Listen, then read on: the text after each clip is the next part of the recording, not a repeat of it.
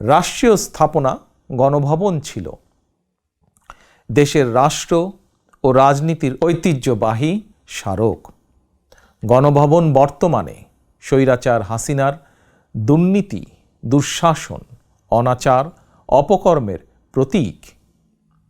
ইতিমধ্যেই বিভিন্ন মহল থেকে এই গণভবনকে গুম, খুন, অপহরণ এবং গণহত্যার মিউজিয়াম হিসাবে প্রতিষ্ঠার দাবি উঠেছে।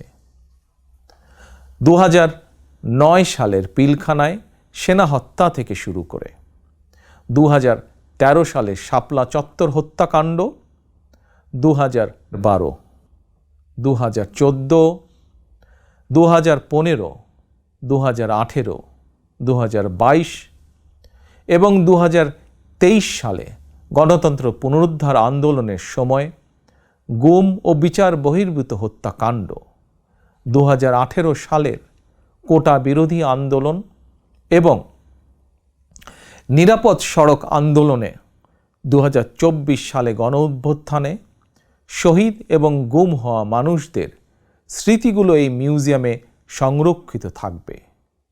অবৈধ ক্ষমতায় থাকার জন্য বাংলাদেশে আর কোনো শাসক যাতে স্বৈরাচারী হাসিনার মতন বর্বরোচিত পথ অনুসরণ না করে, ভবিষ্যৎ প্রজন্মের কাছে এই মিউজিয়ামেই সেই বার্তাই বহন করবে।